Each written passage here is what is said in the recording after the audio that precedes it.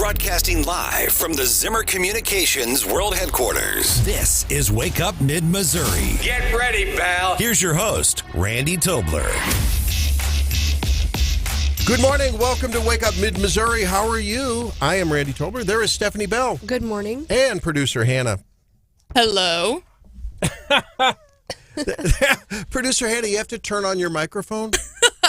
The mic. Hello. Hello. Is producer Hannah there? I am here. John Marsh is there. Is John Marsh there? Uh-oh, Hannah. I think we have problems with the doctor, ladies and gentlemen. No, I'm good. Well, I don't know what's going on. That's okay. Producer Hannah will figure it out. She's giving it a boy. Now I wish I had my camera here. Wish I had my camera. I could do this. Testing 1, 2, All right, 3. so I don't know. It's not on my end. I don't know. We must have the gremlins going. We on. hear you. No, I know, but I can't produce Hannah. I can't hear We Hannah. can see her mouth moving. Her mouth is moving. Oh, no. I don't know. I just heard her yell, oh, She's no. in there struggling. Well, we had some movement in the Missouri Senate yesterday. Some stuff happened. We surely did. That was good. Gene Carnahan passed away. We're going to talk about that on the show. What a tumultuous time that was that she helped Missouri through after not only, Mel Carnahan's just tragic death in that plane crash, but then what followed with 9/11 and beyond that. So it was a interesting time. And yeah, I saw a lot of tributes yesterday on Twitter from both the right and the left of her impact and legacy on the state of Missouri. Yeah. Testing 1, 2, 3. There is producer Hannah. Hey! Welcome. Yeah. The owner's manual. Whew. I saw her getting out the owner's manual. I wish there was one of those. And Brian Hauswirth there. Yeah, absolutely. Good morning. Talking about Gene Carnahan, and I know you have some thoughts about that. I think that it cannot be underestimated for the young people how big it was in Jefferson City when Mel Carnahan died.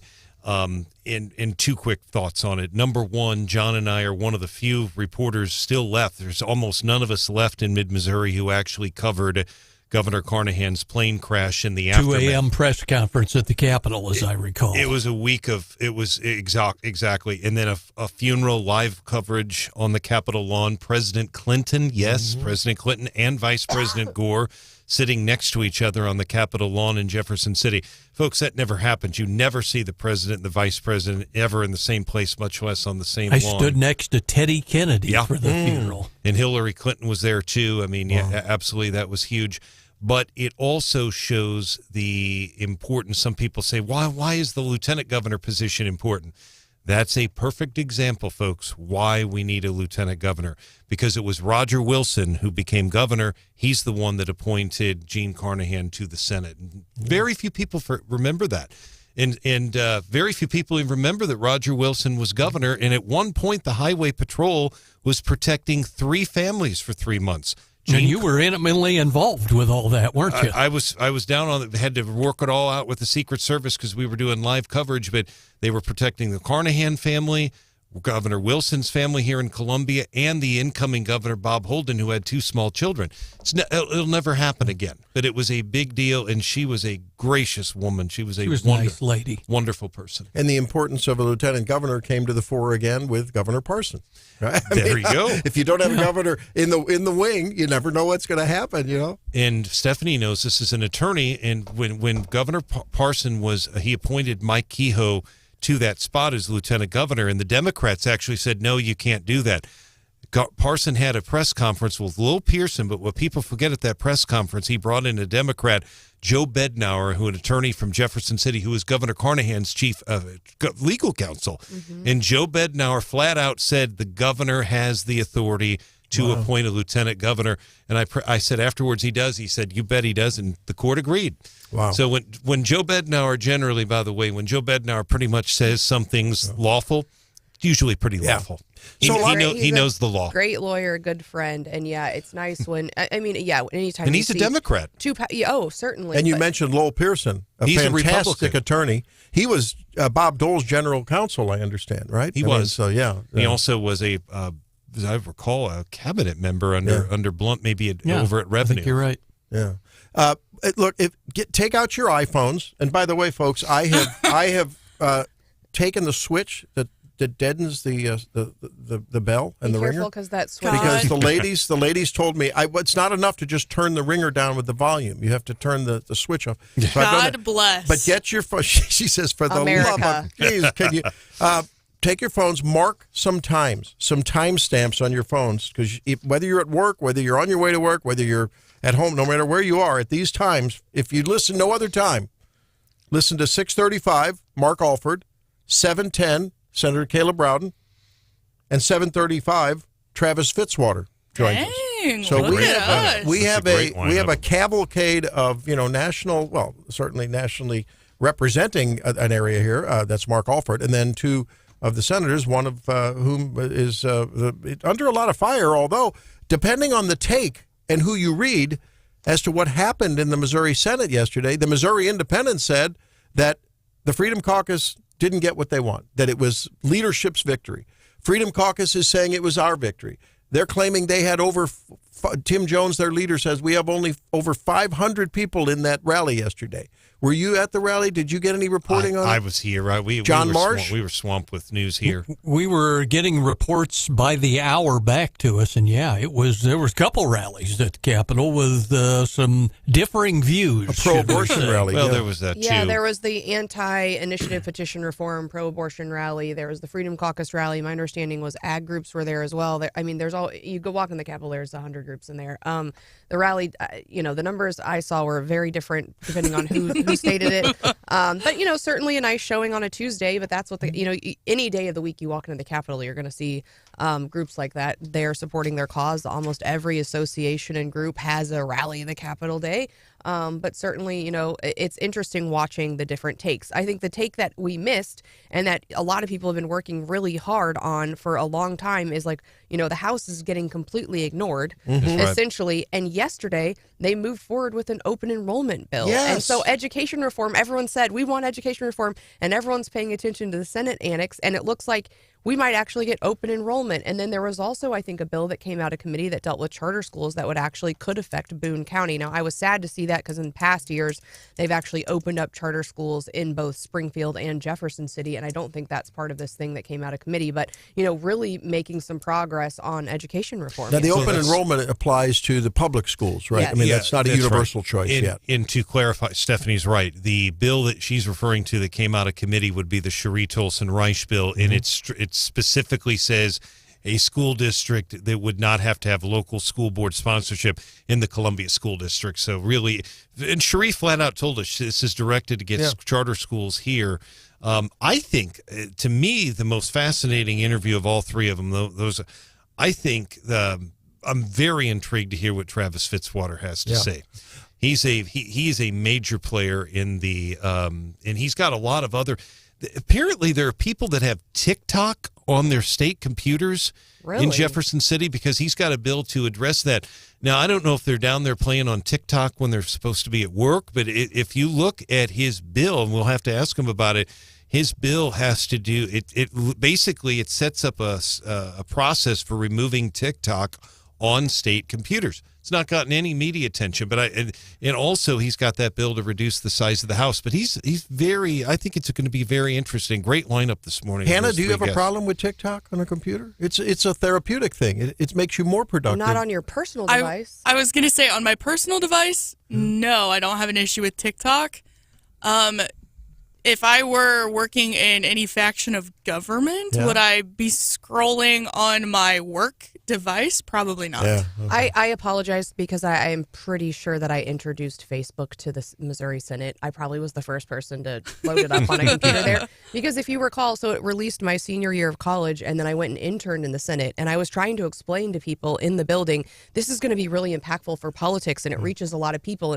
But at the time, it was still only allowed to be with college students, so they'd want to look at it, and we'd have to use my account to log in so they could see back then the Facebook. So apologies for social media. But no, and then the other thing that I saw people get really riled up yesterday, and I think this is some misinformation from the Democrats, is when they tried to pass that open enrollment bill, someone tried to tack something on it and said, hey, let's raise all the teacher salaries. And, the courts have just said, we've got to quit mashing all these things together in one bill. And the sponsor of the bill said on open enrollment said, I don't want that tying up this. I want a clean bill coming out. And, I saw all this uproar on Twitter. Can you believe, the House Republicans don't support higher teacher salaries? And, okay, no, that's not exactly the vote. The big that C yesterday. word, right? Yeah. Context. Well, I think there's an answer from the Wall Street Journal yesterday. Out of Brazil, the military police have a reputation as one of the toughest combat forces on the planet. You know what they're doing to keep law and order?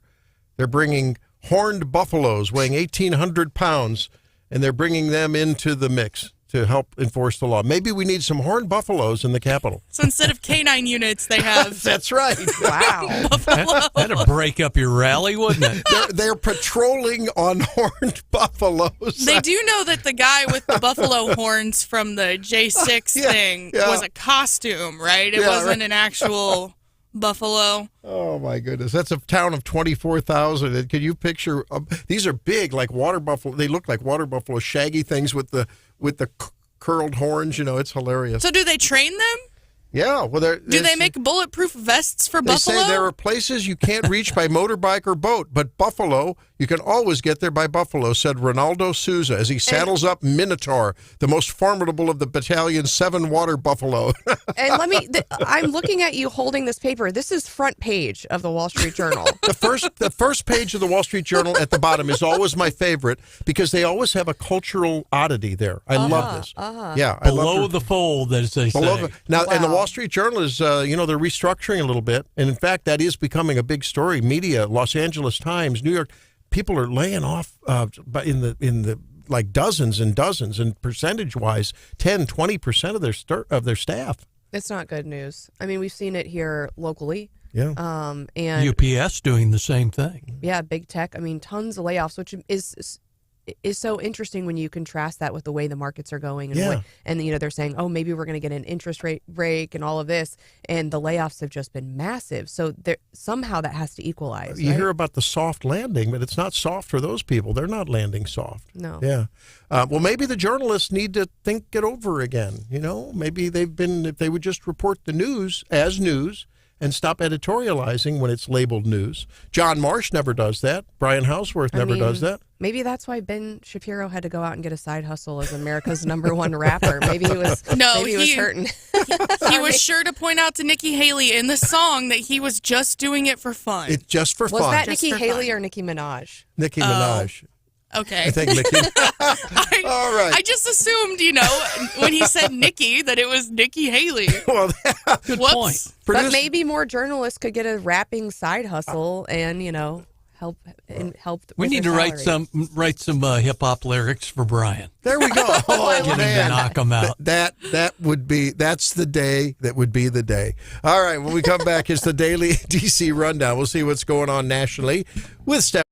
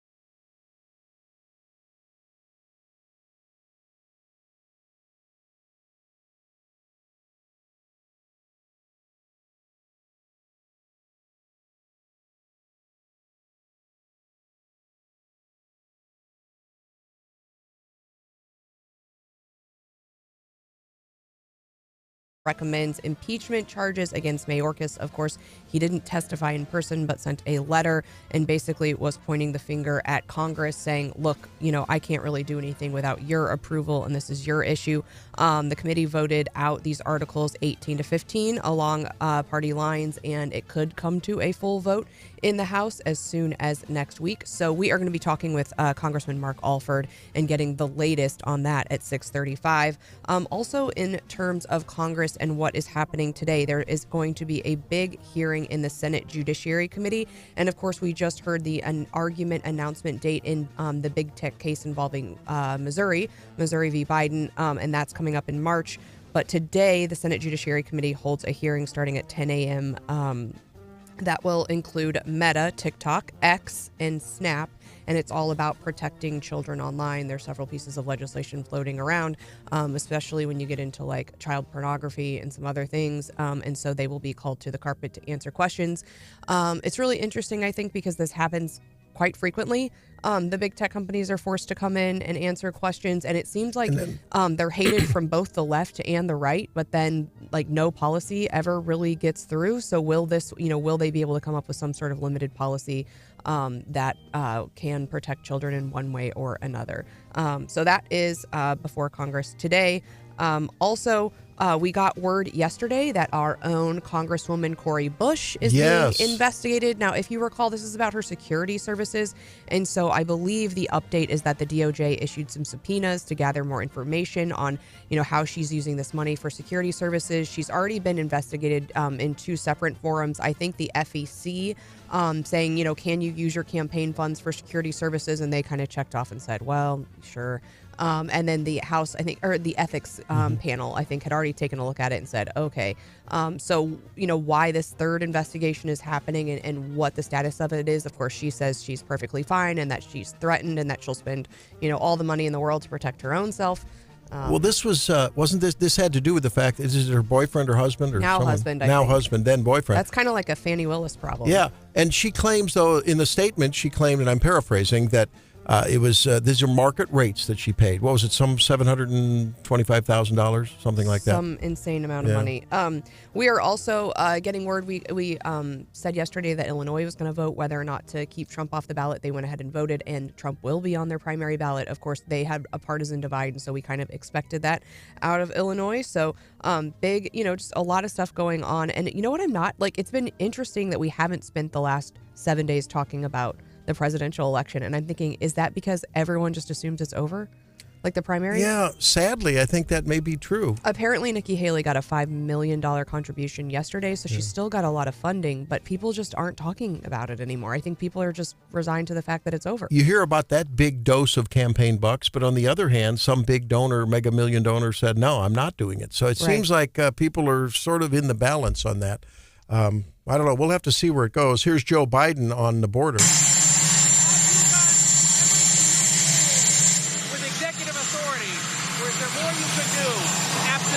All I can do. Just give me the power. I've asked for the very day I got in office. Give me the border patrol. Give me the people, the judges. Give me the people who can stop this and make it work for us. He's definitely out of his mind.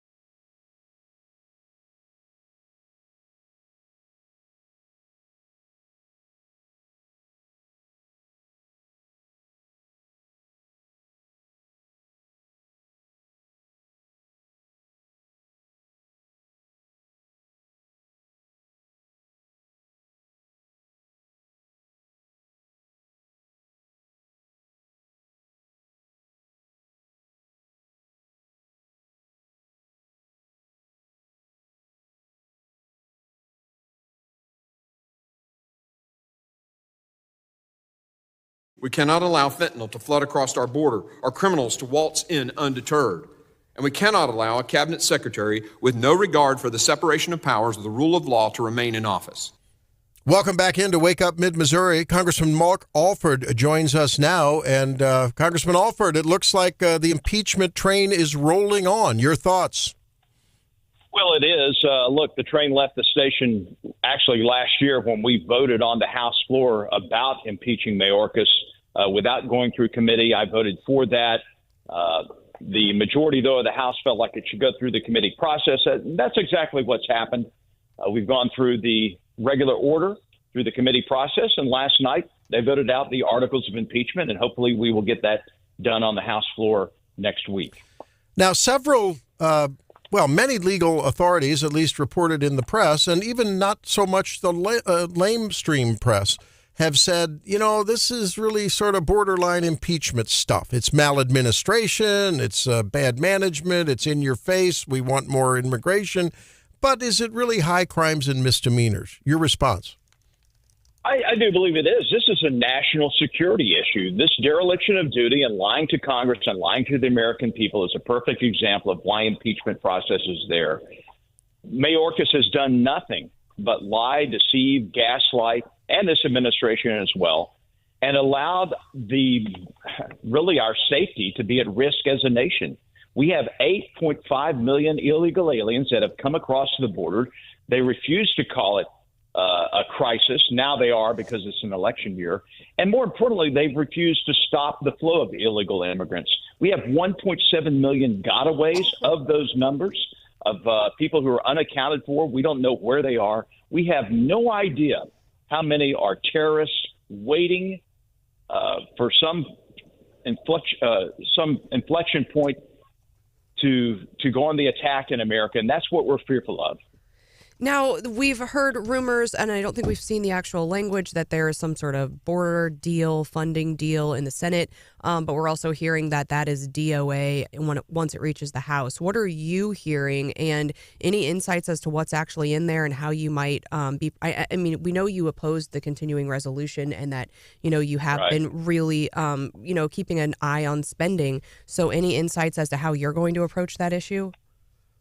Well, look, we passed H.R. 2 back in May, the Secure Border Act, which reinstates the Remain in Mexico process, which ends catch and release, which finishes the wall, which gives Border Patrol a pay raise, which they need. Most of the Border Patrol agents that we met down there 3 weeks ago, they want to do their jobs, but they are being hogtied by this administration, not able to stop the flow of illegal immigrants. The deal being worked out in the Senate right now, behind closed doors, in secret, I don't know what it entails. Our speaker doesn't know what it entails. I've been here for just over a year now. And one thing I have learned is when something is being worked out in secret, they don't want you to know the details because they know that something is wrong with the plan. If it is true that this plan would allow up to 5,000 illegal aliens a day into our nation before they actually secure the border, then that is a no deal. That is going nowhere in the U.S. House of Representatives. Secure the border now.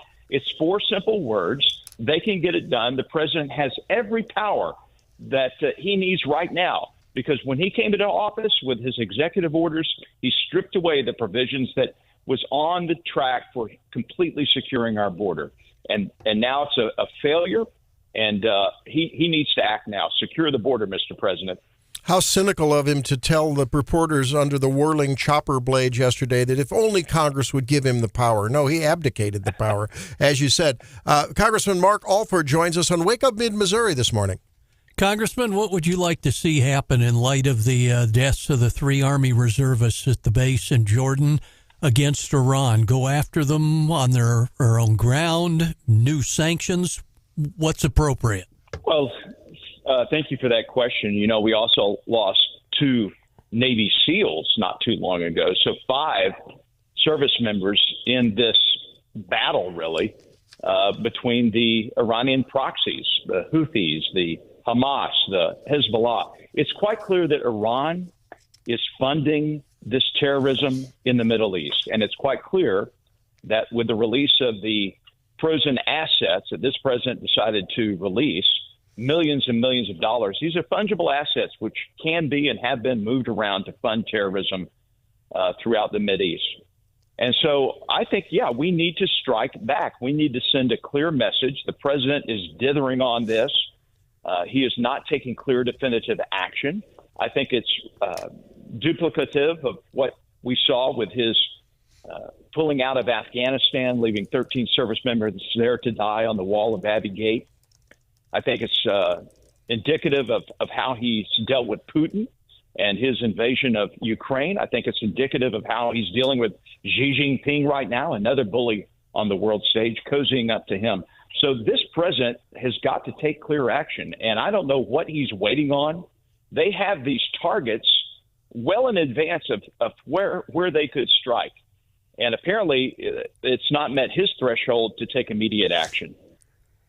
Congressman, we appreciate you joining us live on Wake Up Mid-Missouri. I want to ask you about the issue of transportation because you are the only member of Missouri's congressional delegation. Its district includes both I-70 and I-44.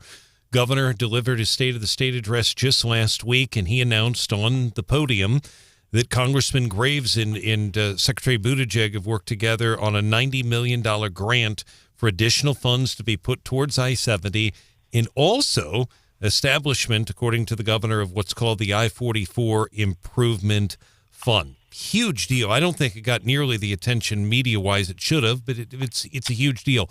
Your thoughts on that, particularly the I-44 part of that? Well, look, I think this is one of the most exciting, expansion projects we've seen in Missouri in a long time, and I give credit to Governor Parson for pushing this through. Look, we just met 2 weeks ago. We were there in Columbia. We met with members of the Chamber of Commerce and businesses as they're planning this rollout. It's going to go in phases. We've just got to make sure that we do it right, that the money that is due Missouri to get this job done comes in a timely fashion. And rest assured, our office will be on the appropriate offices here in D.C. to make sure that money gets there, that the project is done on time, and that the businesses around the Columbia area and the I-70 corridor will have an active role in this project and as we develop, because it is so vital to the trade and commerce. Look, if we don't get this done and done right, these businesses which are lined up to come into the Columbia area, they're going to go to some other state that already has great wide roads and access to transport. So we've got to make sure that we continue on a timely manner to get this work done and do it right. That's Congressman Mark Alford. Congressman, yesterday, former Senator Jean Carnahan passed. A lot of accolades, a lot of fond tributes coming to her family's way. Your thoughts on that? I think in your former life as a media expert and broadcaster, you probably covered that event. I did. I was on the air when Governor Mel Carnahan's plane crashed. I was not on the air at the exact same time, but he was campaigning much like Jerry Litton back in the 70s. It was devastating for Missouri. And I think in times like this, when you have a public servant, she took up the baton there, ran for that seat, won it, and served our state admirably. In times like this, when we are paying honor and tribute to a public servant as Ms. Carnahan, Senator Carnahan, there is no Democrat, there is no Republican, there are Missourians. And we appreciate her service. And even when there were Democrats and Republicans, they were of a different stripe, and the temperature in the oven was a little different then, wasn't it? I think so, and that's something I'm trying to return here to Washington. We just filed a bill yesterday, the Fair Label Act, which is going to ensure that you can't call something meat that's grown in a petri dish, or at least that it has proper labeling, because that's coming. And we need to protect our cattle ranchers, our poultry producers, our swine producers in Missouri. And we have a great co-sponsor to that, a Democrat named Jonathan Jackson, who I brought to the state fair in Sedalia this summer. He's the son of Jesse Jackson. We sit on the Ag Committee together, and had it not been for his visit to Missouri this summer, I doubt he would have signed onto this bill. Bipartisanship at work in D.C. for the American people. And I wonder if you had any thoughts about Stephanie Bell called out one of our local newspapers who forgot that you were in the Columbia area. Well, I will say John Combest, I think, did the first call out, but we tried to stick up for you. We said, we've seen him in studio here. I probably got a little sensitive at that, so I apologize. But you've been back since, and tell us about your plans to be back in the mid-Missouri area this year. Well, we're doing everything we can to be there as much as possible. We do have an office there. If you go to our website, alford.house.gov, you can see the location. It's just north of the mall there. I love coming there. We're going to be doing Mondays with Mark there soon. We'll have that on our schedule. And right now, I've got to get inside. I'm at the Museum of the Bible, and we're about to have a national gathering for prayer and repentance. And they have asked me to lead one of the prayers. Oh, fantastic. Congress, so I must step away at All this right. Well, point. thank you very much, and blessings on your prayer for everyone assembled there today. Thanks for being with us. Thank you so much, guys. Appreciate you. All right. There it is. We didn't get a chance to ask Congressman Alford if he was going to endorse someone for the CD3. You know, we had Taylor Burks in studio.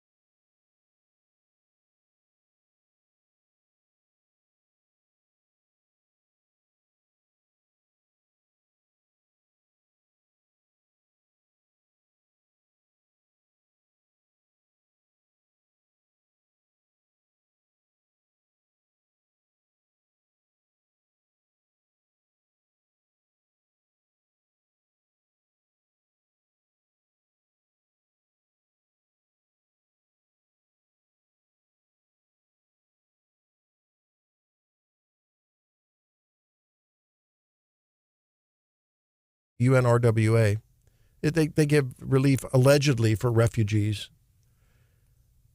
The 10% of those workers from the United Nations in Gaza were tied to terrorist groups, and worse, several of them were alleged to have actually been in and or directly supported the October 7th attacks. At least 12 employees, they say, were involved on October 7th.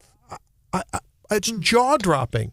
But is it, though? I mean, the UN hasn't, it's been hated for a while. But, the fact that more people are outraged, I think, Randy, is jaw-dropping. Yeah, I know.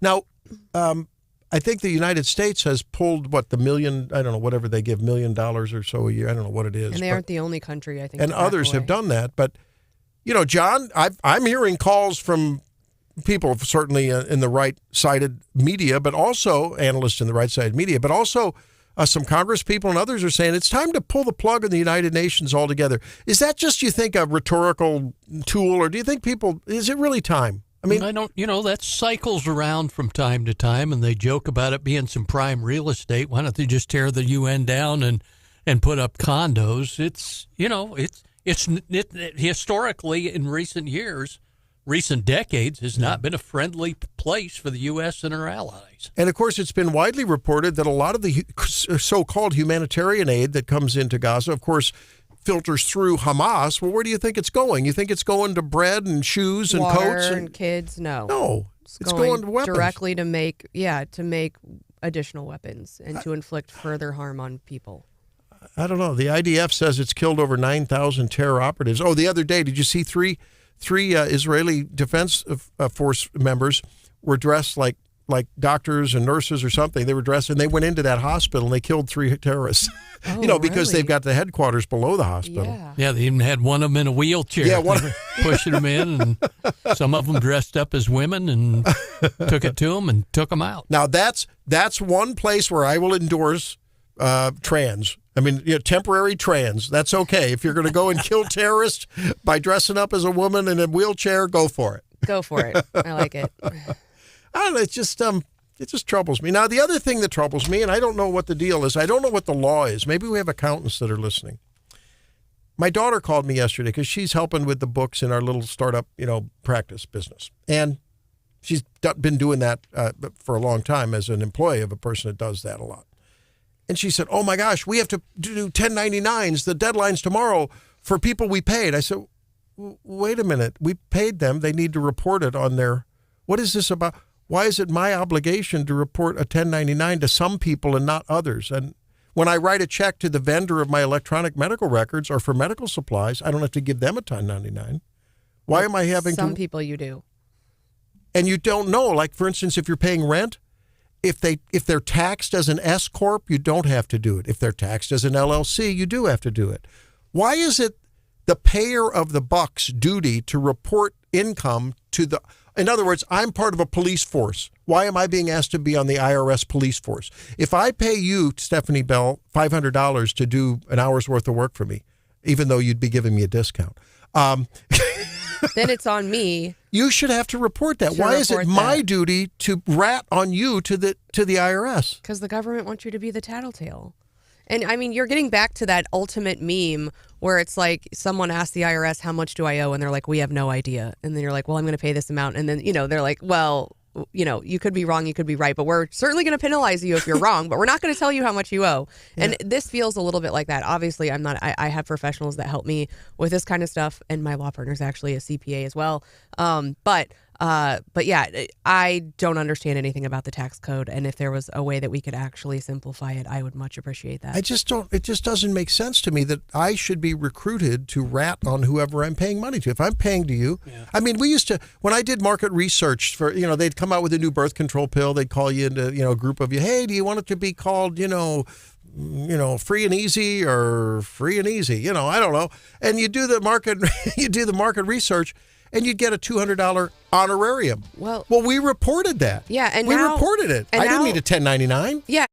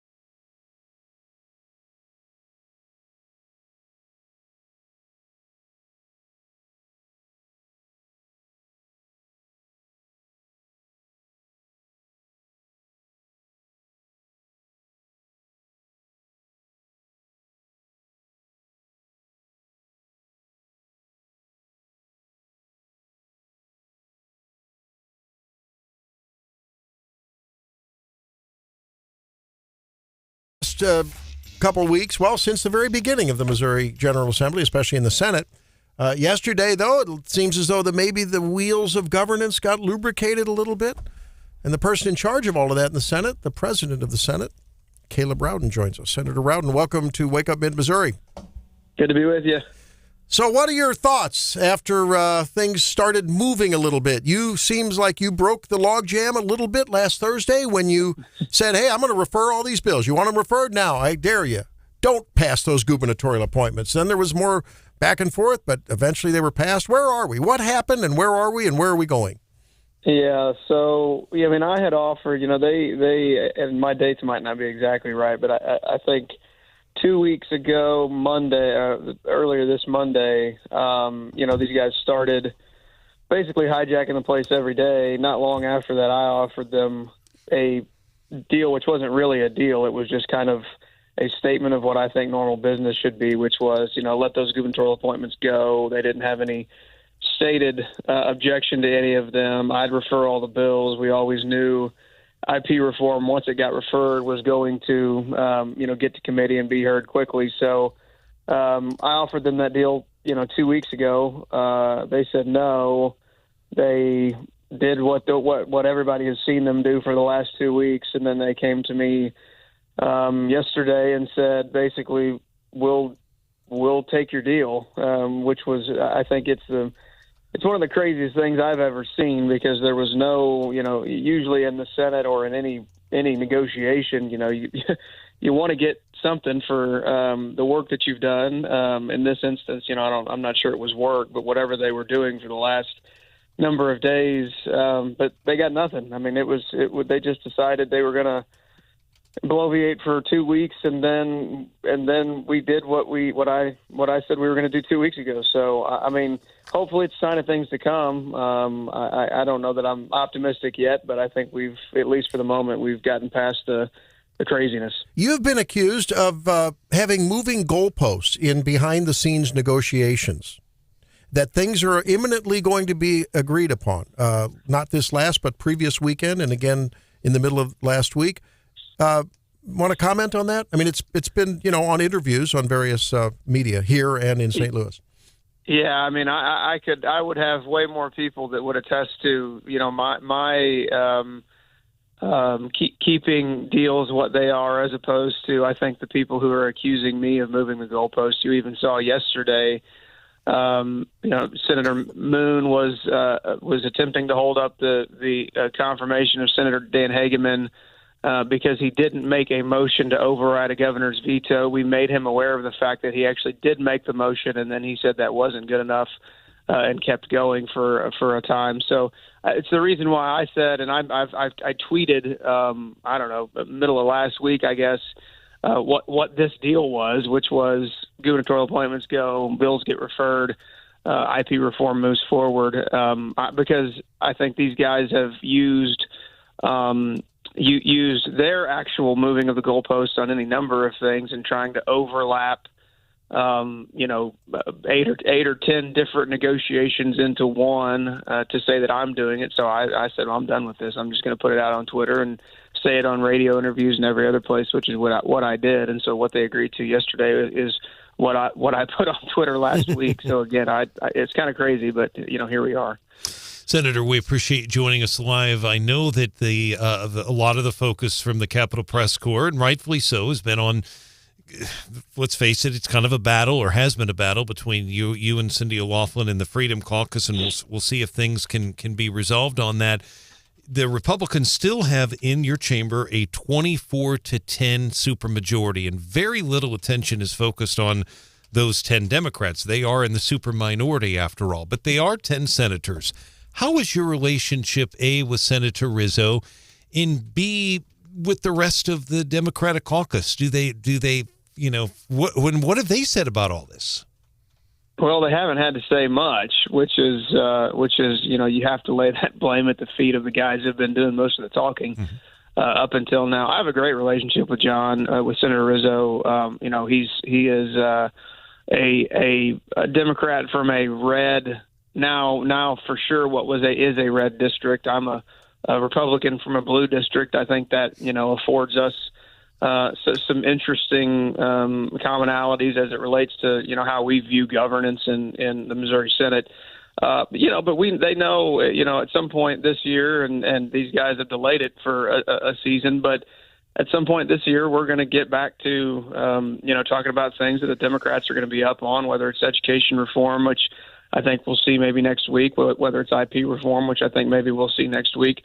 The thing about the Dems that I appreciate, Senator Eigel had a rule change a few weeks back. Well, had a series of them, but one of them in particular, I think would have been actually very, very good for the minority, which would have been very good for Democrats in this case.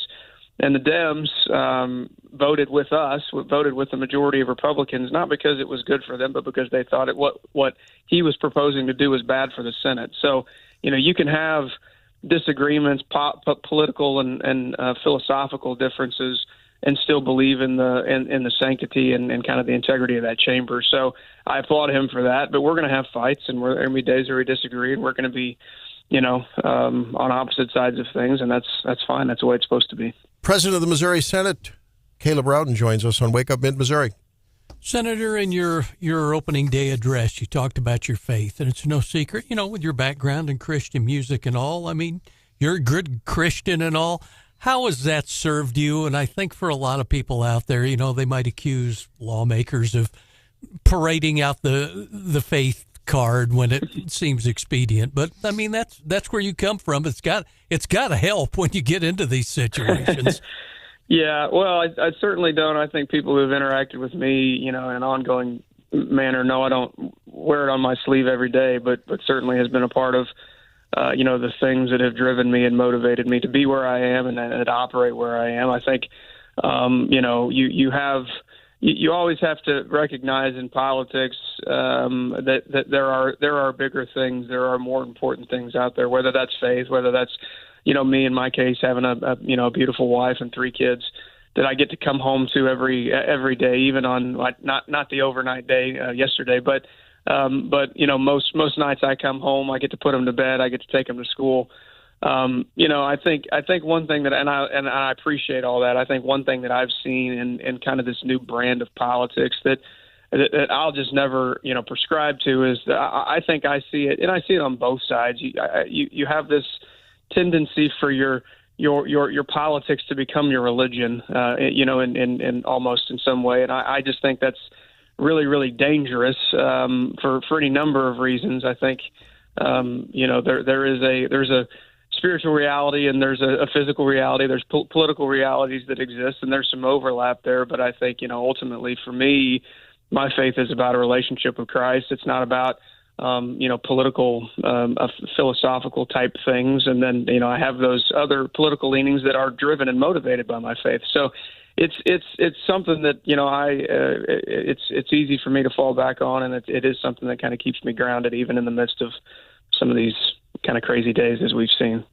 Well, and it appears there might be more crazy days ahead. I'm going to zoom back in, and I'm looking at the perfection calendar. And, if you could speak a little bit about the process in the Senate. And what I'm looking at is the first bill on the list is, I think, the FRA bill, which we've heard will be pretty contentious. And then we've got Senator Koenig's bill about empowerment scholarship accounts and charter schools. We heard some rumblings from the Freedom Caucus that IP needed to come out first. Has there been any discussion about we're not going to let FRA out if you don't bump IP ahead of that? And what's the process for the order in which the Senate takes up bills?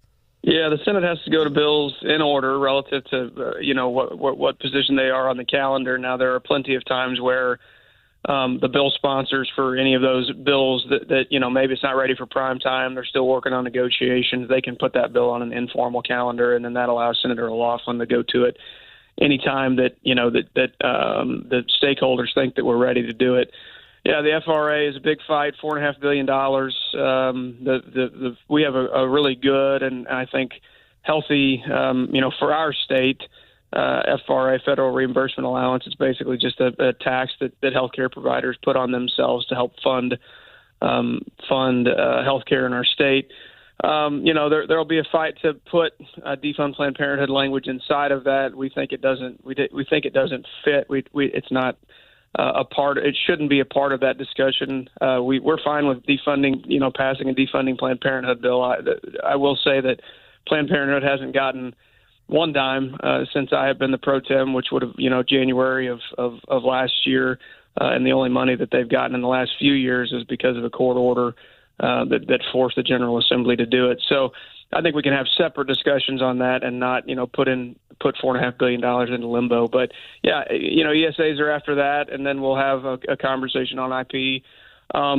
It's going to be 2 or 3 or 4, pretty heavy fights. Not all the same proponents and opponents on all those bills. So I think you'll see the Dems get involved on ESAs, obviously, and then certainly I think they'll be the loudest and probably the only opposition on IP. So yeah, we'll have some big fights coming up. We're talking with Senator Caleb Rowden. A question for you about the chaos that seems to perennially happen at the end of the session, the last week, several days. Is there any? I mean, it predates your tenure. Is there anything that you and Senator O'Loughlin and others can do to make a difference in that realm? Because I think that just to anyone looking at the scene, it goes like, "Why?" I mean, this is like people writing the term paper, at the 11th hour. Is there any way to get around that? I thought when I became majority leader in 2019, I was dead set on trying to figure it out. And there's always things you can do. There's always, we've seen it now. I mean, the first 3 bills on our calendar this year are all big bills. I mean, things that I think, take up a lot of bandwidth, and if and when we get them done would be big wins, that being the FRA, education savings accounts, and IP reform.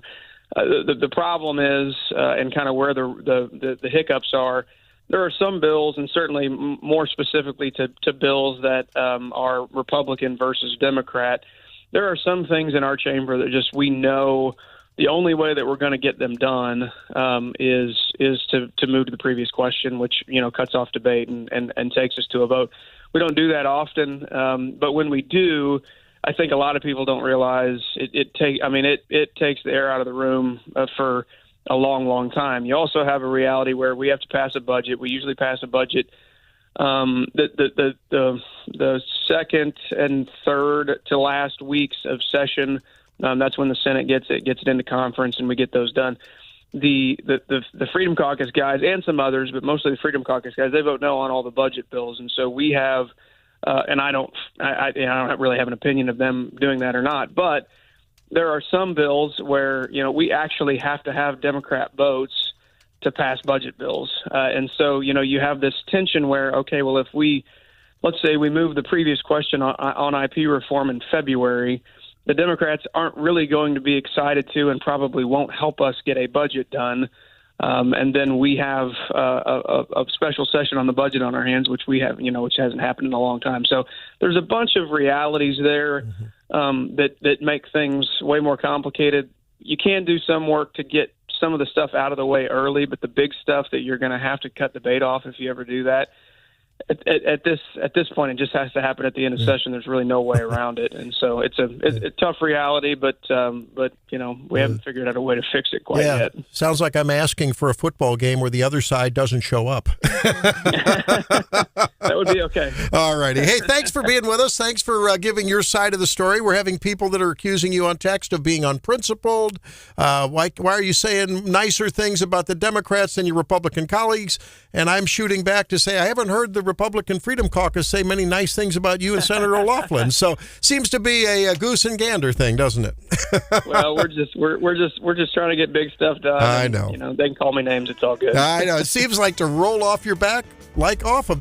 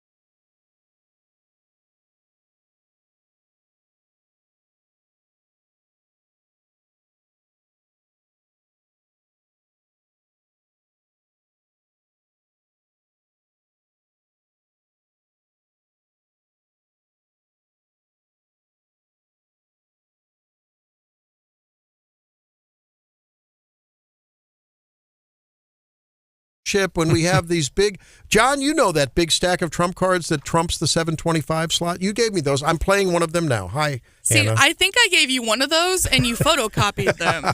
Yes, but as we say at the table with the doctor, the Joker is wild.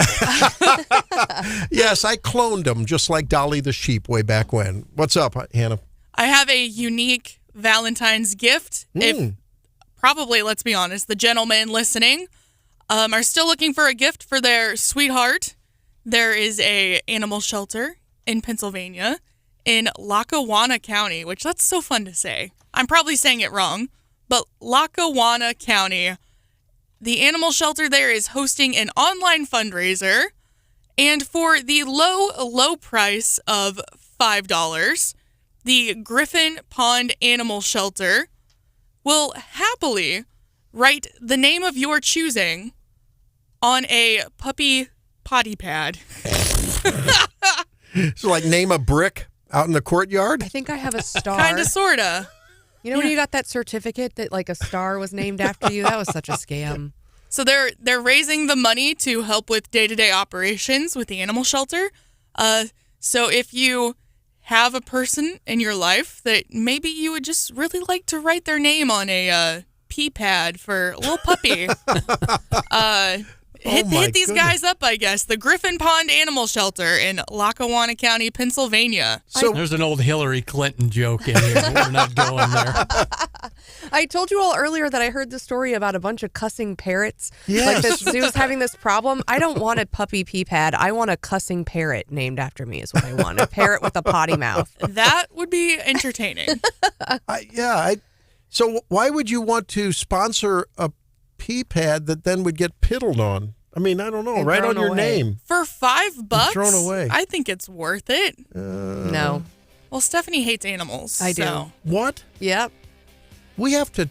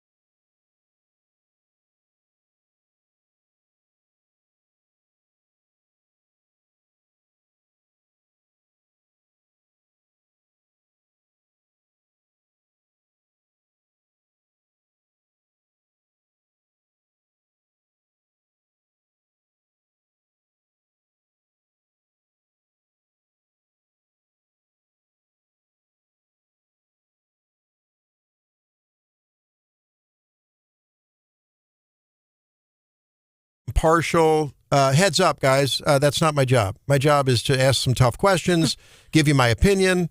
That's what we're here to do. I mean, the station tagline, after all, is news, analysis, opinion. Right. And so that's what we're going to do, and I will double down. I still haven't seen any bit of humility, which is a component of leadership. Humility is a strong component of every leadership training program, every bona fide, validated leadership, advisory function that you'll ever go to. And I have not seen any of that from the Freedom Caucus. I've seen finger pointing, and I've seen it's all everyone else's fault, but I've not seen one bit of humility, whereas I have seen that from Cindy O'Loughlin particularly. And so, I'm just going to call him the way I see him. I'm a balls and strikes guy. I may call him wrong. Umps get him wrong once in a while, but that's my opinion. Well, okay, so we're not going to waste our time defending what we do here, but we're glad you're listening and glad you weigh in. And I did throw a hardball question, by the way, to Caleb Rowden at the end about being accused of not being principled and moving the goal. We've talked about all that. Now, Senator Travis Fitzwater is going to help us because he's got a view from outside. He's not a member of the Freedom Caucus. He's not really, he's not very vocal in, getting in the middle of the fight. And we welcome him to Wake Up Mid-Missouri. How you doing? Hey, how are you all? We're doing good. And we really would like, from your, insider position, being a state senator and watching this, what is your analysis of what's gone on over the last couple of weeks and especially the last few days in the Missouri Senate? Yeah, it's really interesting. You talk about calling balls and strikes. That's what I feel like I'm trying to do as a state senator and not dig in on any one side. I don't think this is a one-sided issue. I think there's a lot of arguments to be made for Freedom Caucus. There's a lot of arguments to be made by leadership on the side of leadership. And I think that considering that we all kind of want the same thing, we want to vote on the same policies, we want to get the same big red meat type things done. I think the argument is just how the process ought to work. And that's where I think I agree with leadership in the sense that we really need order for us to get to a point where we can get big things passed. And when you create chaos, it just prevents us from getting in line to actually get those things done. There's a lot going on. Yeah, I did appreciate your take in ranking the books that were read on the Senate floor. And I do agree with you that Holly Rader's book was number one. And hearing her read the introduction to her book was quite wonderful, actually. And I thought, is there an Audible version of her book yet out? Because she should self-read that book. And so it's one I've been meaning to pick up, and I will do so. So I guess following the actions of yesterday, and we talked to Senator Rowden this morning, it's kind of like, what's next? If the Freedom Caucus comes out and says, IP reform has to get, in front of the FRA, or, we're going to put our foot down on property tax or whatever. I mean, are you optimistic after yesterday seeing that kind of both sides got what they wanted after a delay, or are you still thinking we're going to end up right back where we were? I think considering what we've seen already in the first 4.5 weeks of session, I don't think that getting IP reform in committee and getting it out on the floor is the absolute answer. We still have to. There's still a lot of things to work through relationally in the Senate that I think are still going to be really interesting conversations going forward. My desire is we just get to work. We get IP reform done, send it over to the House. We should have a discussion of property tax reform. I have a bill myself on that, and we have St. Louis crime issues. We have a lot on the agenda that we need to get to.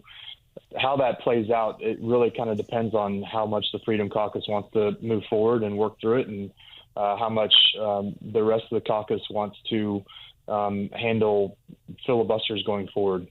Senator Travis Fitzwater joins us on Wake Up Mid-Missouri at 7:40.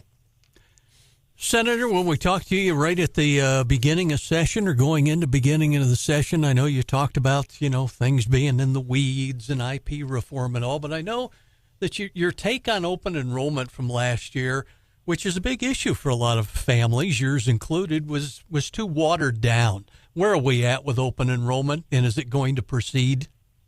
Well, first of all, it'd be great to have big policy discussions in the Senate on stuff like school choice this year. So my hope is that I'm proud of the House for taking a vote on a bill like that and getting it through. I believe they may have just passed it yesterday, I think was what I saw.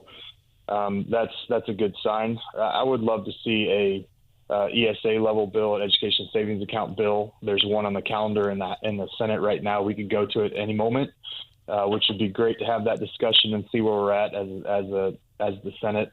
We've never had a discussion on a big ESA bill. Obviously, we created an ESA savings situation through the Treasurer's Office a couple of years ago with a I think a $25 million cap. But those discussions need to be had, and I hope we can get to them. Senator, we appreciate joining us live. I know we had you on live as well at the Governor's Prayer Breakfast, which was a couple of weeks ago, and things were optimistic at the time. We didn't realize what would happen in the next couple of weeks, and we'll see what happens. You've got a couple of interesting bills. I'll just focus on one here for time purposes, but I'm intrigued. I'm fascinated by this bill. It's Senate Bill 1158. It requires the Office of Administration to establish guidelines for the removal of something called TikTok from state-owned IT. Two-part question. Do we have state employees that have TikTok on their computers? And B, are you optimistic about this thing going through? Again, we've got to get to policy stuff in the Senate. So I think every policy bill is at this point, having been delayed a month, is we have 3.5 months left of session, so we've got plenty of time. And so I'm optimistic that we can get to those discussions. The TikTok bill, a lot of us don't trust China. Mm-hmm. And having Chinese-owned affiliated social media network and thinking about state employees having that on their devices, we just need to make sure that can never happen. And so that's the bottom line on that. And that's a bill that just makes a lot of sense, and just to establish security for our own state. And just to follow up, so it's really more of a preventative measure than anything else. Yes, definitely. Gotcha. Thank you, Senator. Senator, you mentioned IP reform. I think it's on everyone's mind. What can pass? I know there were several bills. Now there's been one, I guess that's going to be moved forward. And secondly, when you talk about property tax reform, what again can see the light of day? I mean, there are always the extreme bills that want to just do away with it altogether. That's created problems at the end of last session, and Lord knows what it'll do this session. Is there an incremental hope that the listeners can have that eventually maybe it can be replaced where appropriate with something else, and you don't have to rent your property from the government anymore?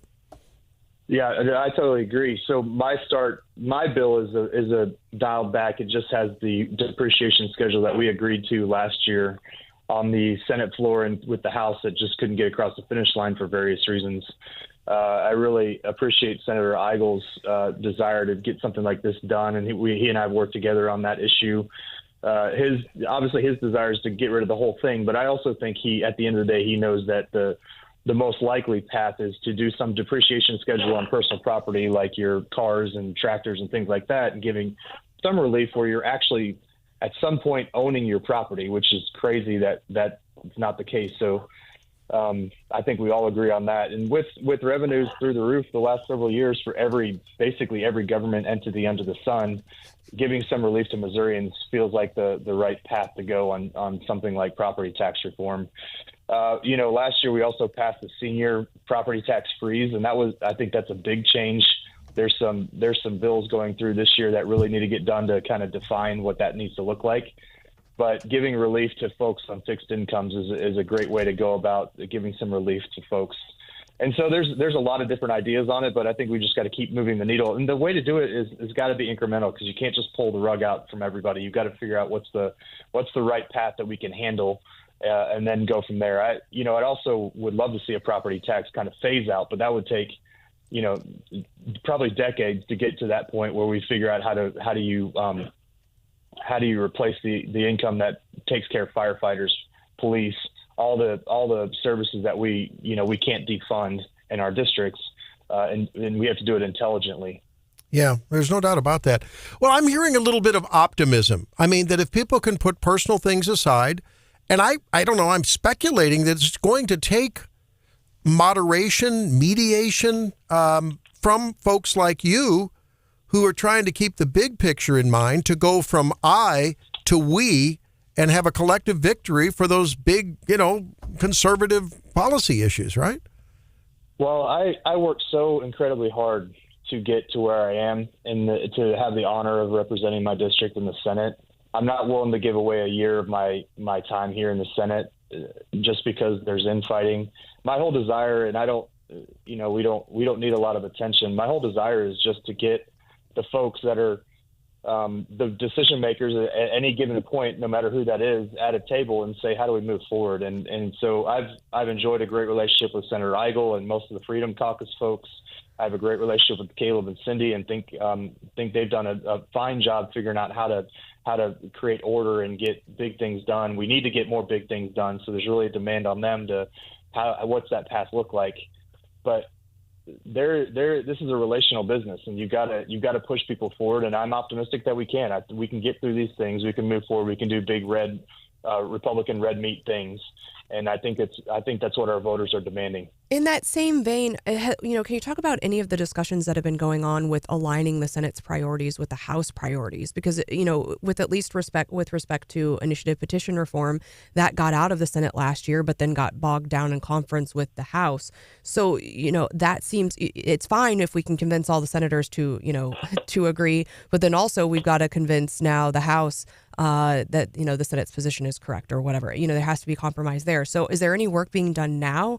Not only on order and priorities, but also the substance of those measures? Yeah, I think there's always a need to multitask here. This is a relational business, like I just mentioned. You don't get anything done by being this one loud person. You have to convince 100 people here in the Capitol to vote for your stuff. So you need 82 state reps, and you need 18 senators to get anything passed in the legislature. So there's certainly a desire not just to get it through the Senate and send it over there. You can't expect them just to take whatever you send them. You've got to have the relationships and the leadership over there. I know that Speaker Plocker has always had this as a priority, IP reform. So I always think there's a path, and 3.5 months is a lot of time. And if we get something out of the Senate early on IP reform, that's a good sign for it. Now, last year, the Speaker sat on it for a long time. We got a version of IP reform out of the Senate, and he held it for a while before we actually got to work on it, and that created some problems. So I think that's figuring out what that path looks like is going to be crucial to get things like IP reform done. All right, Senator Travis Fitzwater, we thank you, and I know you've got some business to attend to, and plenty on your plate. All best wishes to you. Thanks for being with us. Godspeed as this session continues on. Hope you'll be with us and give us an update now and then. Yeah, glad to do it. All right, thanks. All right, there he is, Senator Travis Fitzwater. Wow, reasonableness abounds if people would listen. Yeah, I mean, we forget that the people that we hear about the most are only, 4 or 5 people out of a body of 34. And there are a lot of people, just like Senator Fitzwater, who are staying out of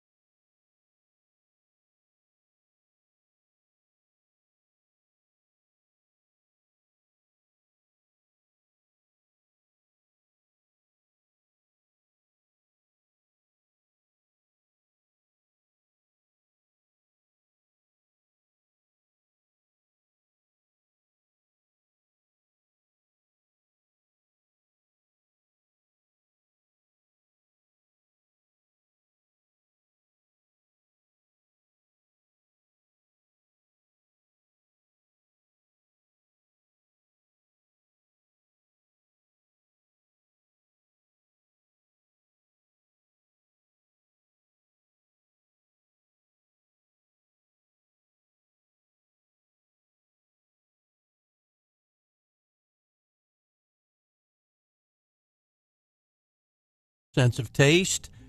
And if you thought you had Corona, but your smell and taste came back, but tasting oil when you drink your coffee might convince you that's what was up. 35-year-old infectious disease doc from Emory University thought she was getting over, took a sip from a glass of red wine, said it tasted like gas, and she had to dump it down the sink. She said the smell of cooked garlic and onions was intolerable. Meat started smelling like it was rotten. Had to even switch to bubble gum flavored toothpaste, and her coffee smelled like diesel fuel. Doc says the final straw was her favorite takeout pizza, smelled like a cross between a skunk and a wet dog. Ooh. And one of her colleagues said, "Make bad odors go away. Plug your nostrils with wet cotton during mealtime." So that was the prescription for the rest of that story. Well, we've certainly heard a lot about altered taste and smell with COVID. It seems to hit people variably. I know my brother had it, and I think still suffers from it. But he actually, and he's got culinary training, so it's really hurting him bad because he loves to cook. And usually it will recover. If it's from a viral illness like that. But sometimes there's such a thing as olfactory training. We think of physical therapy and occupational therapy. Well, you can have olfactory therapy too. Well, and one of my favorite episodes on Top Chef is when they give you the tray of like 30 different spices or crushed up whatever, and they compete to see, and you have to close your eyes. And so they can smell, but when people say like you really do eat with your nose and your eyes, it's so true. It's and true. To watch people who are at the top of their culinary game not be able to identify a spice by taste or by smell, That's a good point. It's been eye-opening for me. I don't feel like I have a very discerning palate, but yeah, it's troubling. And certainly I think with a couple of bouts of COVID, and even I have a little bit of a cold right now, you tend to lose the taste, and then it makes you not even want to. I mean, it's hard to enjoy food. Well, and then there's some of us who have fragrance allergies on top. Oh, yeah, that can be wicked. My father-in-law, after he had COVID, for a couple months couldn't do dairy products because they just tasted sour and rotten. So no cheese, no milk, things like that. And it eventually went away, but it was a persistent symptom that lasted for quite a while. Taste and smell, or just? I think just taste, but I'm not 100%. Yeah, and that's called dysgeusia. Oh. Dysgeusia, where you just have an altered sense of taste, and sometimes it's bad. But it'd be good for dieting, though, in certain cases. A life with no cheese is not a life I want to live. When we did a little tour of the distilleries down in Louisville with my son and daughter-in-law several years ago, tour. It was really interesting. We learned how to really sniff, and same with wine. You put your nose in the glass, but you keep your mouth open when you sniff, and because you actually have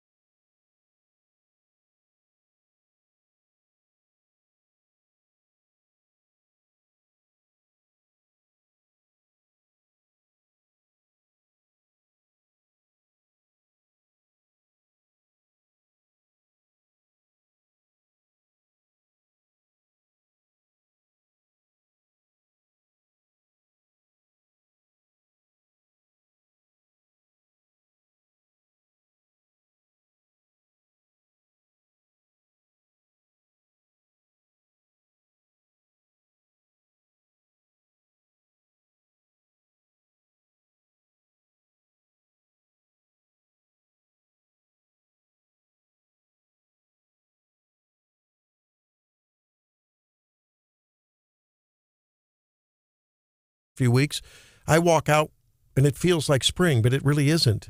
So it's not, but 40 feels like a heat wave. I know. Isn't that wild how you sort of underestimate it? It is still cold. Yeah. There's Stephanie Bell. Good morning. And John Marsh.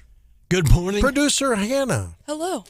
We have a caller on the line before we get to the Mayorkas impeachment, which really moved through after about a 12 or 15 hour debate yesterday in the House.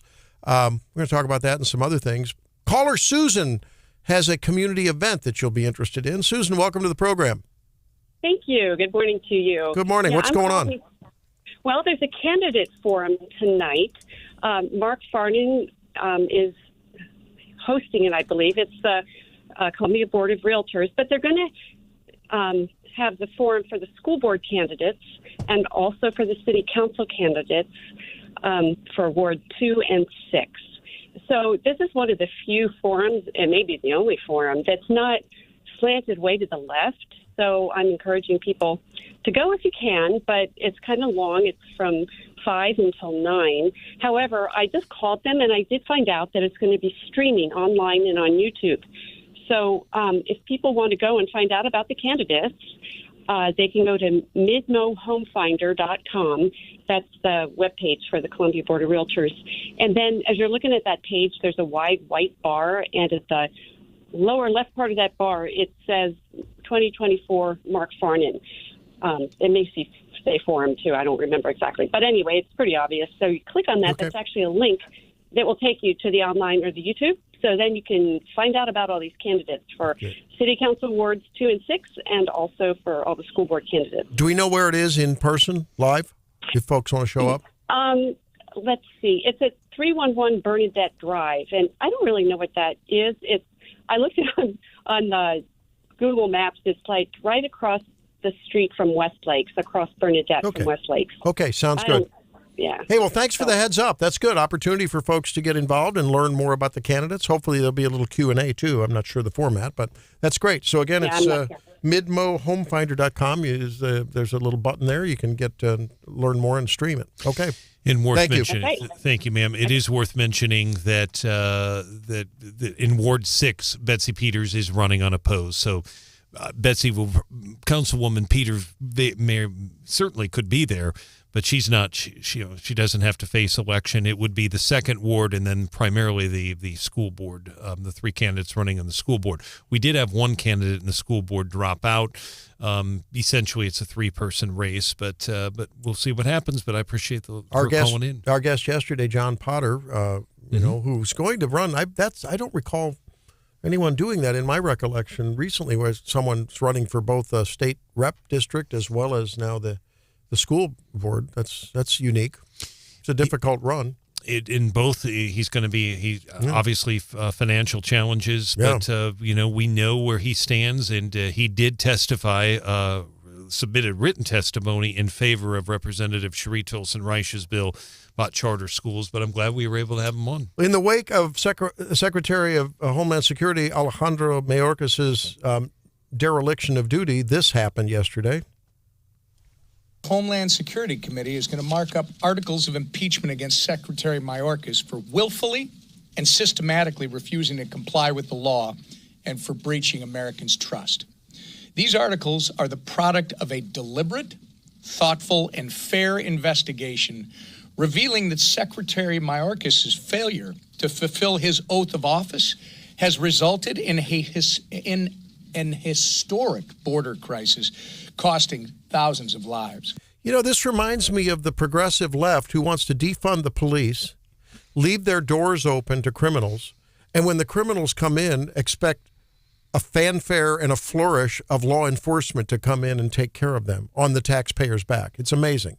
It's just amazing. Yeah, and it's been, in just talking around here in mid-Missouri, we've got the question of the day up on KMIZ.com, checking that out. And the question of the day is, should Mayorkas be impeached? 70% currently of mid-Missourians are weighing in. 70%? Yes, he should be. It was 69%, and I voted when you told me about it, so I must have tipped it over to 70. Bumped it up. Marsh, you want to make it 71? Yeah? I don't think I'm taking a position on it, but I can tell you, wait until that issue comes home to the communities in mid-Missouri. Yeah. When they start busing them up here and dumping them off, on the university campus. That's exactly where I was at on this, John. Like, imagine this poll being done, in a community next to the border. I mean, we say that it's a problem for the entire United States, which it is, but I can't imagine living that close and interacting every day and seeing it in person. It would be, I think you'd have 99%. And, the Denver mayor has now joined the New York City mayor, the Chicago mayor, and others who have, are going crazy after they invited the illegals in. And no, not so much when it actually happens. And they want taxpayer bailout. And where's the federal government? And the Denver, apparently, they've had 40,000, maybe more than any on a per capita basis relative to the size of the town.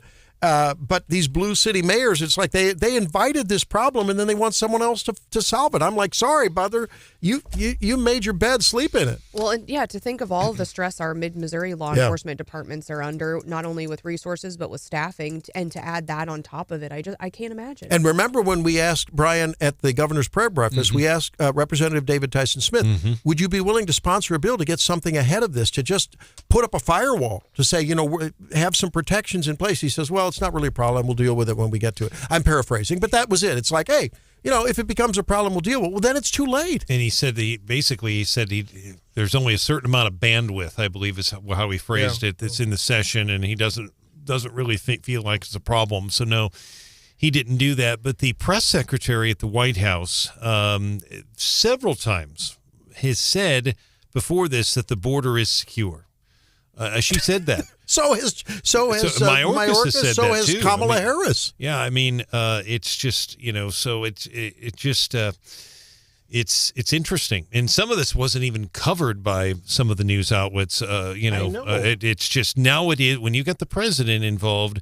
It's going to get covered. So you're going to see, it'll be interesting to see if this deal that Mark Alford was talking about, that he said he doesn't even know anything about it, whether that has legs or not, but it's going to be interesting. Now, I heard there's an update, a local update on a chain. I mean, speaking of important issues of the day. Brian Hauswirth. The Como Good, Bad, and Ugly Facebook page is rejoicing. Yes. After the latest news on Golden Corral. There's goodness. And in Columbia. I promised you, Brian, we'll go there. We'll celebrate the grand reopening at the Corral.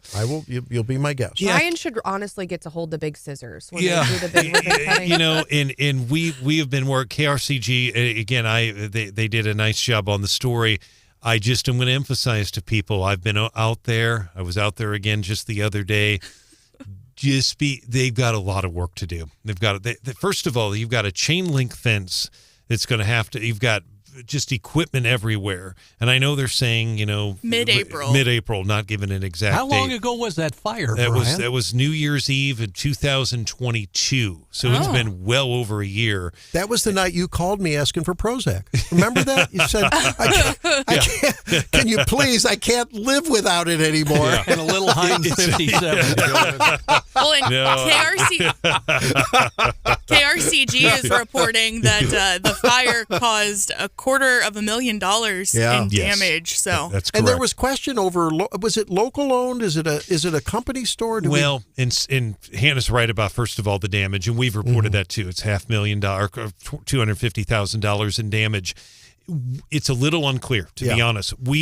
I've almost given up. It has been, and I've said this on air, I'm not being facetious, it has been easier over the years for me to get information about the Callaway nuclear plant than it has been about the Golden Corral in Columbia, Missouri. I mean, literally. I mean, that's they're not a cheap franchise, exactly. are they? That's a funny bit, Brian. The thing about it is, I know it's a big deal to our audience because when I tweeted, Stephanie remembers this, I actually went out there and tweeted, I just thought a few people would see it. I went out there on Thanksgiving Day because their Facebook page said, come out and join us for an unforgettable holiday feast. Oh, it was unforgettable. Yeah. So I went out there. I thought, are they open? And there was a chain link fence, porta potties everywhere, equipment everywhere, and you couldn't get in. And we got a lot of responses on that. So hopefully they're able to do that. They're going to have to be able to find some employees. But their buffet, I will say this, their buffet in terms of breakfast over the years,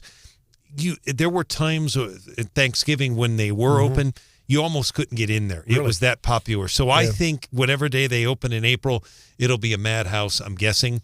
But we'll have to go. You have a voucher from me. Yeah. It's a virtual voucher. My birthday is April 21st, so maybe it'll be a birthday celebration. Should we do the whole thing? I mean, Here we go. Gary Nolan has some, events. I think, I think we should do family that as well. brunch at the Golden Corral. I like this plan. Yeah, John's on to something. Yeah, we could do the Dr. Tobler special steak sandwich, which would be a T-bone in between. A two T-bone. fillets. That's right. That was Now, left over from yesterday. The other local chain restaurant that experienced some fire damage that folks are anxiously awaiting to reopen.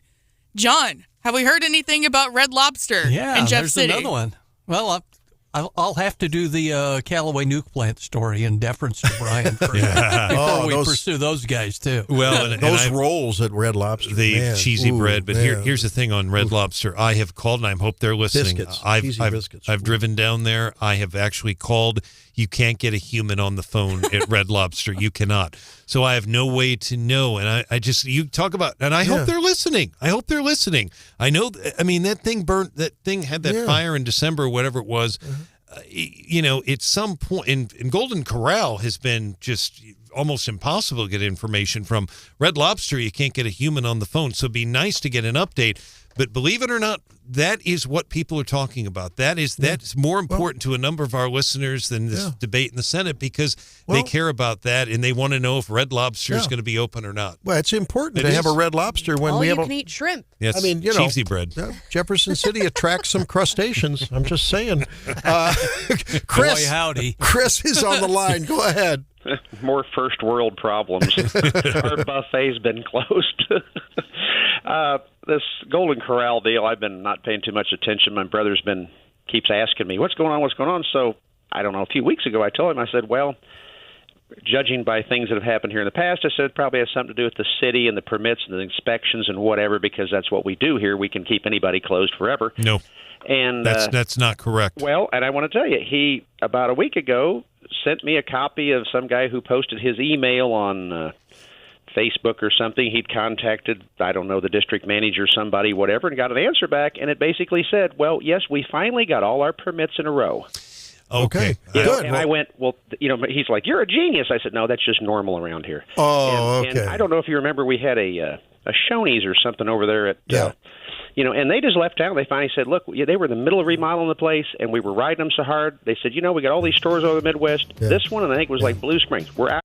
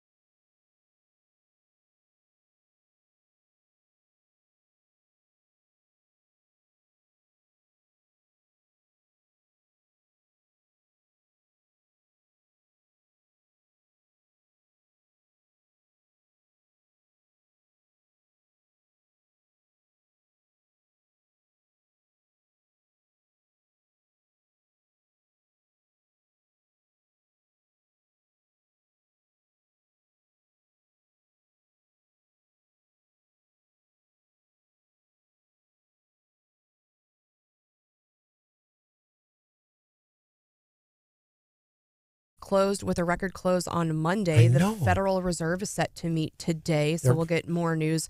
Although if they are going to provide any relief, people are saying this speculation is they're going to wait till March. This morning, Dow futures are just slightly in the green. S&P and NASDAQ pretty significant. S&P's at 0.5% down. NASDAQ almost a full percent down. Dow has less exposure to tech stocks, and we are getting some earnings reports out of those tech companies today and this week. And so the market is mixed as it prepares to open. Now we're getting reports out of Las Vegas, and those of you who know me know that part of my law practice is in the gaming space, and I am a huge stand for Las Vegas. I love it there. For all of the entertainment and the food and everything else. And we are getting big news out of Las Vegas this morning. Well, actually this week. That Randy they are almost wept when this came out this morning. First it's the Stardust, and now another one falls. The Tropicana, Las Vegas, right there on the strip across from MGM, a landmark since 1957, is going to be demolished for the new Oakland Athletics MLB stadium, and that's right there on the heart of the strip. So that it's kind of surprising. Now, did you ever stay at the Tropicana? No, I've been in there. I've never stayed there, but I do think I went in once. He's so devastated. Well, remember the Sands and the Sands and the Tropicana and all of that on the old, and what was the other one with the it was a Western theme. The Golden Nugget? The Golden Nugget's still down in old Las Vegas. Okay. Yeah, but there. So I was just there, and I went on a tour that I hadn't been on before, and it was amazing. If you're out there, I would recommend it. It is called the Neon Museum, and they say the actual term for that is a boneyard, and they have the Stardust sign. They have all of the I've seen that on TV. Oh, it was cool, John. And so you walk around this big scrap yard, and they've actually restored some of the signs, and they have plaques. And if you get the guided tour, they kind of walk you through the history of Las Vegas and how, where these signs were placed and the different artists and everything. It is really neat. And if you go kind of at dusk, the signs are lit up, and it is really neat. And so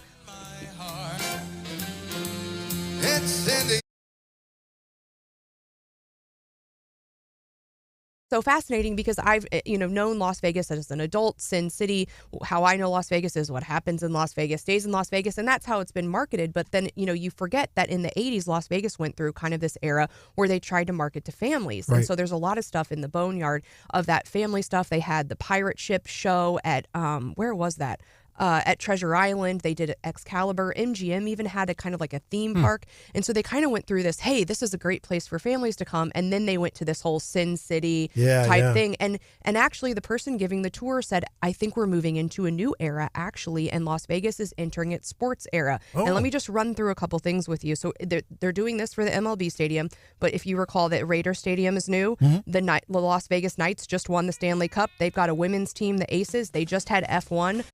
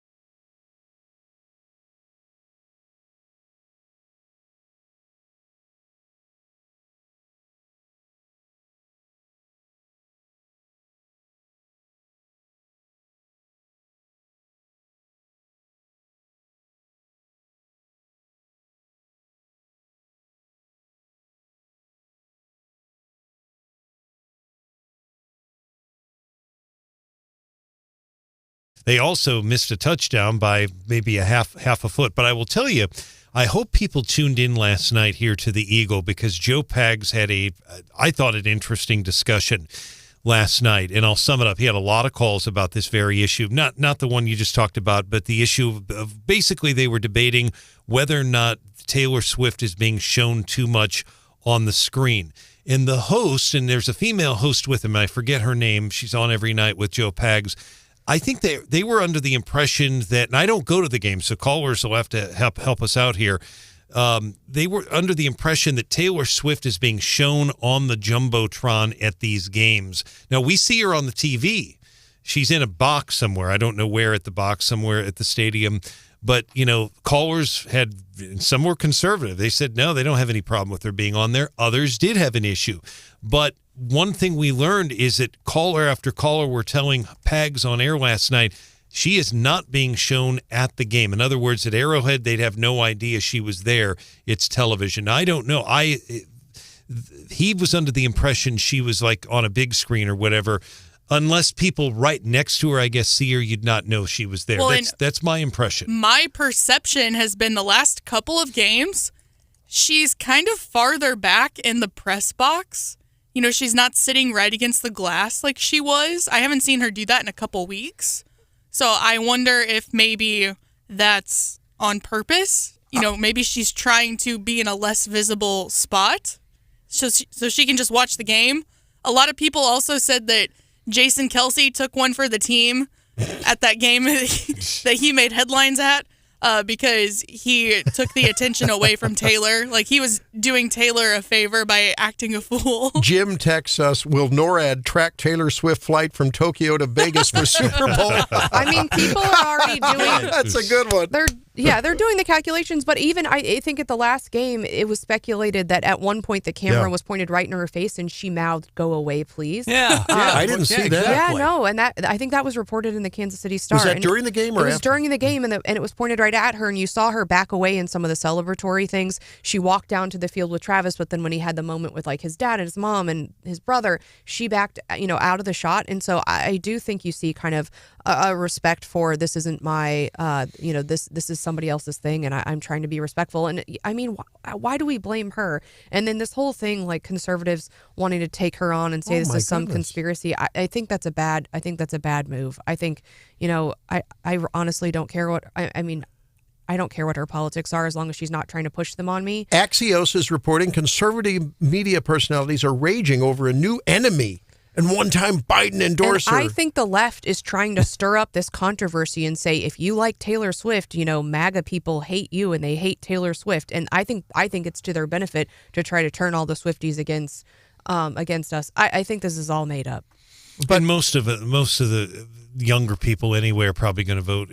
Those younger people are going to probably, a lot of them vote Democratic. But I understand it. And again, if she's not the one, I think what people that are watching the football games, it's not Nance and Romo it's not them that just put the camera on her. It would be a director or a producer.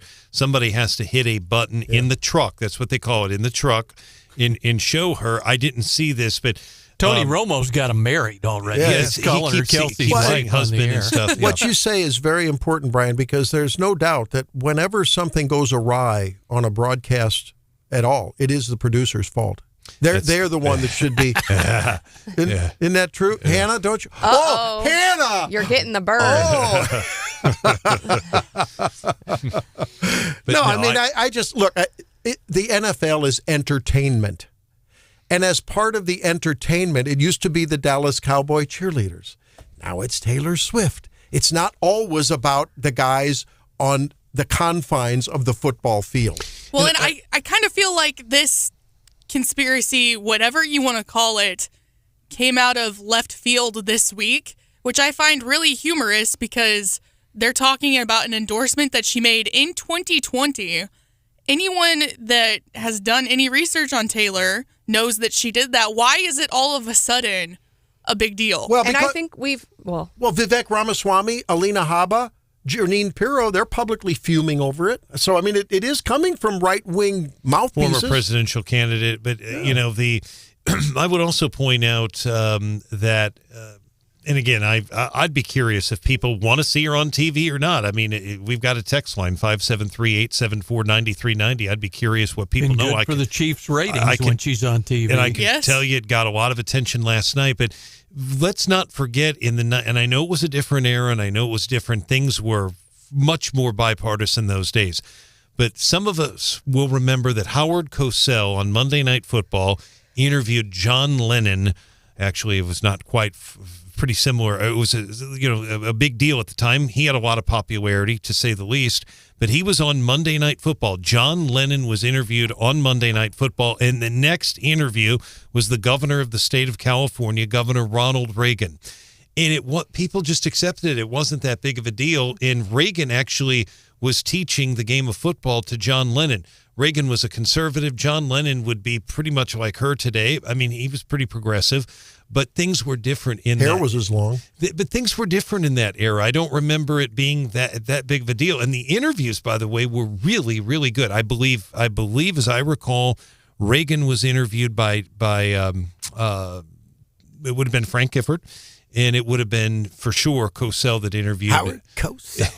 Sidebar to that story, though, if people remember, if you were watching Monday Night Football, I think in 1980, Howard had to break in on the air and say John Lennon had been shot and killed. That's right, during the Patriots game. Tim says, I hate football, but I like when I see Taylor supporting her boyfriend's career. Let her enjoy her life. We should be thankful she's in love with a Midwestern football player. Well, and supporting her boyfriend's career, but I just think this is conservatives should be cheering this. I mean, she's had the worst boyfriends ever, and she's even said I can't find someone that I can stand toe to toe with as a professional woman. So she's finally learning what it's like to date a real man. Yeah. And like that we should praise that. And she's learning this is a good thing, right? And I think and you want to root for the underdog, and the Chiefs kind of got to a place in their season where we thought it's never going to happen, and so that's been really exciting. And for her and her relationships, right? She's the underdog. She's had some really, really bad ones, and it seems like she finally found a good one. And so I think it's okay to root for her and root for the Chiefs and leave politics out of it. What I have found fun is, since the Chiefs, since the Chiefs locked in that they're going to the Super Bowl, the kind of tongue-in-cheek conspiracy theories that the Swifties have come up with. Both teams, the Chiefs and the 49ers, the main color in their fan base is the color red. Yeah. Which, of course, Taylor Swift has an album named Red. That's one of the eras. I didn't know that. Now I do. With Swifties, the number 13 has big significance, and the Super Bowl will be Taylor Swift's 13th NFL game that she will have made an appearance at. So it's things like that are kind of fun. And Hannah will be reading tarot cards after the show. I said tongue-in-cheek. Swifties are deep into those weird, but Taylor Swift is infamous for leaving all these weird Easter eggs throughout her albums and in her music videos, and so the Swifties are really excellent at picking out and what color nails does she have and all of this, and so they're constantly reading into thinking that everything there's a point, and sometimes there's just coincidences. Well, and Travis Kelce's number is 87.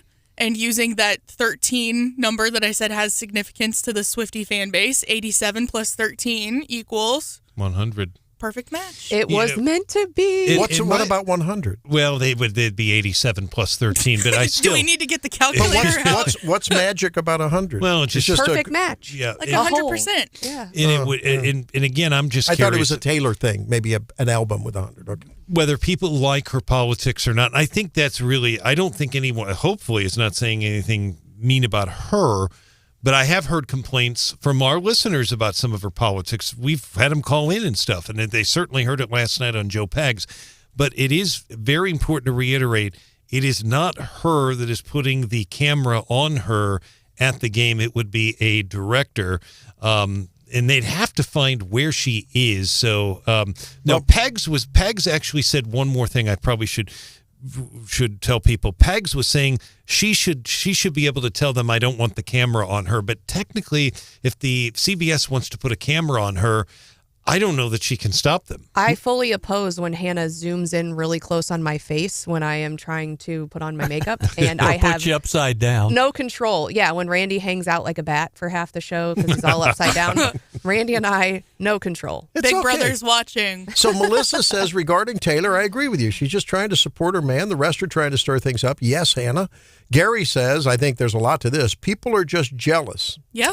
Chiefs are now like New England when they won. Boy, there's a lot of hate going on in the Chiefs. Well, there when really is. the Chiefs were, That's what I mean, nationally. When the Chiefs were on their losing streak, everyone was hating on Taylor because she was bad luck. Now that they're doing well again, now all of a sudden we need to focus on who she voted for in 2020. Yeah. And I'm sorry, she's a pop star. Is anyone surprised that she's going to promote the Democratic candidate? And for those who talk about her politics, wasn't there something about a Soros-affiliated entity that bought her songs and she had to buy them back, or they owned her? I don't know that. There was something about licensing of her songs. Scooter Braun. And he is tight with Usher, and Usher is supposed to do the halftime show, so it might be a Taylor Scooter Braun.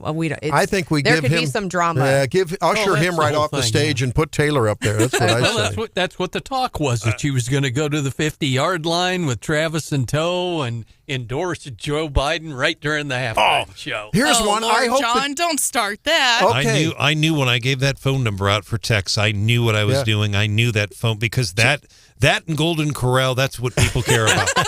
Tim says, I hope the Chiefs win and Taylor will be at the parade, which in the past has been on Valentine's Day. Yes, it usually is. Baby. Oh, man.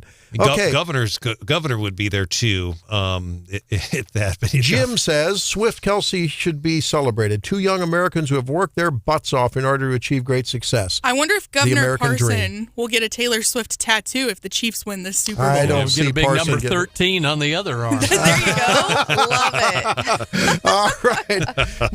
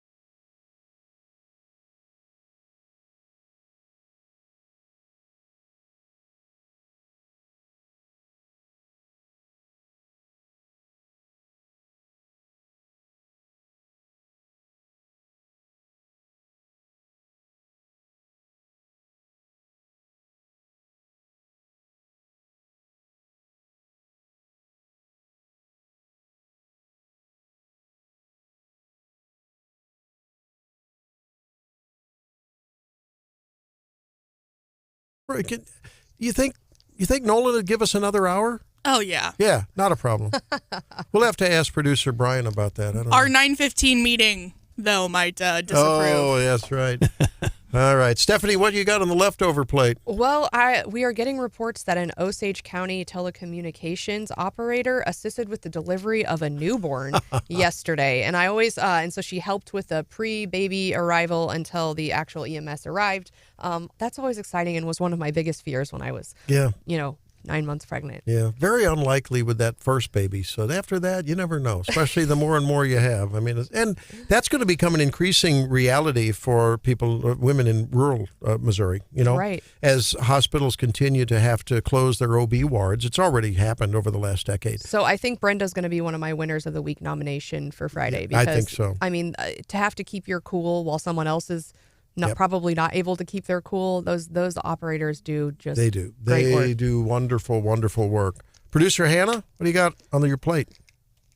My plate is looking pretty empty. It is. You don't have any of those oats left over that you want to share with the class? I did finally actually throw those away, the 2 remaining servings that I had in the fridge. I gave up on them. Yeah. I tossed them yesterday. Did you ever find your burrito? No, I didn't. Yeah, I have to buy you a burrito. I'll just go to Taco Bell and get you one. No, this was a healthy burrito. It was high protein, low carb. I made it myself. Yeah. It can't be replaced. Just as well it was lost. Why don't you eat a real burrito? No. There you go. It was good, and that's why I was so sad to lose it. Well, if it was Want anything high protein on a burrito, Yeah. order 2 servings of refried beef. If it was anything, if it was anything like that stuff that looked like liquid nails that you called oatmeal one day. No. Listen, I baked the chicken, seasoned it accordingly. Yes. And then the sauce for the burrito was blended cottage cheese Yeah. with some dry ranch seasoning and buffalo sauce. Okay. And then you mix that in with your cut up chicken, add a little bit of rice, and put it in a low carb tortilla. I think Helene would approve of that. Yeah, it sounds like something she might good. do. That sounds okay. No, All right. it was good. Well, I want you to listen to this because I'm troubled by it. Is it something that just happens to leadership, and the higher in leadership you go, from local to state to national, do you lose your humanity? And the reason I ask that is, we remember when Joe Biden was looking at his watch when he accepted the transfer of troops that one time. Awful. Okay, this was KJP asked about those 3 soldiers who were fallen as a result of the drone strike in Jordan the other day. Administration's plans or response to what has happened? So nothing new to report back from what Admiral John Kirby shared with all of you about an hour or so ago. What I will say, our deepest condolences go out, and our heartfelt condolences go out to the families who lost three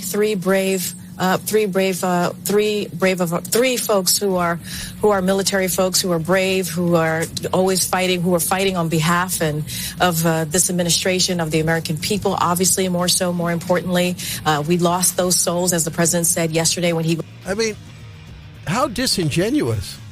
Biden is rubbing off